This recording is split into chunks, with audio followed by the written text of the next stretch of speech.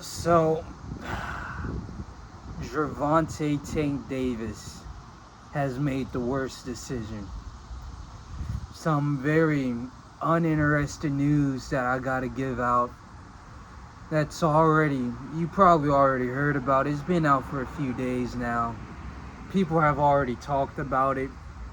And surprisingly, it hasn't really received the hype that I thought that it would. And I'm glad that it hasn't received the hype that I thought this fight would garner. Jake Paul secures the Gervonta Tank Davis fight after securing a Mike Tyson fight, after securing a Julio Cesar Chavez fight.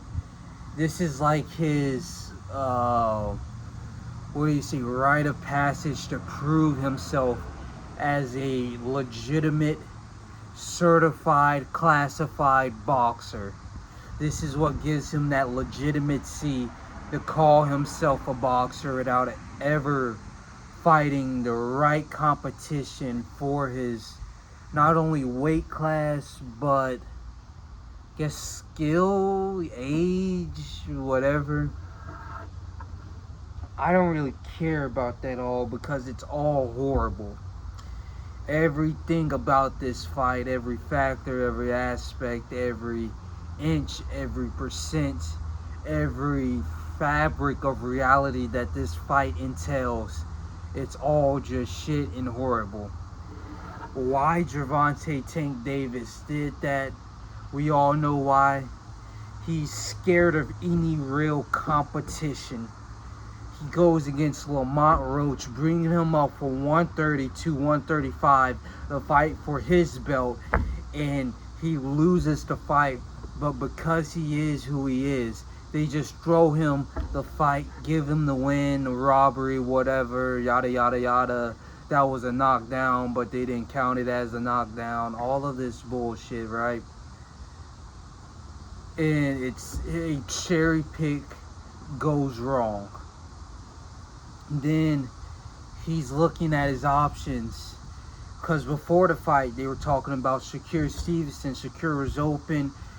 But because he was with Eddie Hearn, the zone, I guess Gervonta Tank Davis had problems doing business with Eddie and the zone, and so that fight fell through. Despite the fact that PBC works actively and consistently with the zone constantly.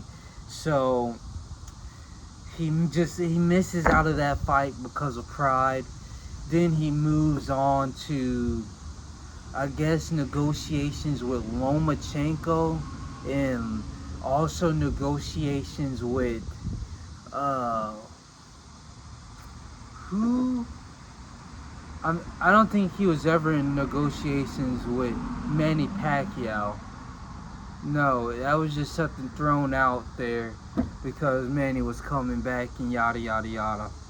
But he had a chance to go into negotiations with Shakur Stevenson, instead chose the Lamont Roach route and even threw out Keyshawn Davis because he had like some saying about Keyshawn's doing more than Shakur, some stupid, retarded, and preposterous saying like that. But it's just all excuses to dodge the real challenge put in front of him, and he just circumvent all of that and goes towards the Lamont Roach route.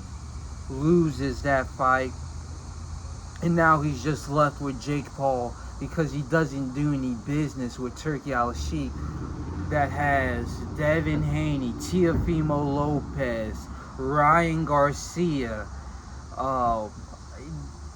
They haven't done work with Gary Russell, but just did some work with Subriel Matias, on Alberto Preo, Alberto Preo, something like that.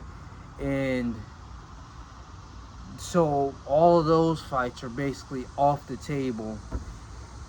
And he was kind of left with, for his only big money fight, Gervonta Tank Davis. I mean, Jake Paul. And so that's what we're given. Pretty shit fight.